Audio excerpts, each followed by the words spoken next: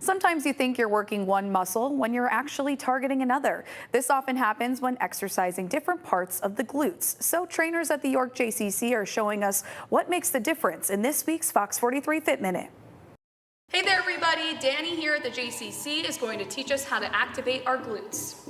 Yep, we're going to do 3 moves today, and we're going to teach you the correct and incorrect way to do them so you know the difference. Let's get on into it. We're going to talk about how you activate your glutes, which is something we hear all the time. And really what we mean by that is how do we get them to actually get an effect from exercise? Because really, activating your glutes is not really a problem most people actually have. It's normally that they're not doing proper range of motion on their exercises. We were taught that the glutes are a very lazy muscle. So this is part of the problem. You have that big slab of muscle on the back, that's the glute max. You have a smaller muscle called the glute medius. That's the one that's a lot more active most of the time. So when you're walking, when you're doing normal tasks, it's usually your glute medius that's kind of doing the brunt of the work. The glute max is the big muscle that's gonna come in when you're doing like a big step up, like on a hike, you're going way up an incline, which is why you have to use a big range of motion in order to target that part of the glutes when you're doing actual exercise. Deep squats, deep lunges, and then if we're doing a hip thrust, which is a very popular exercise,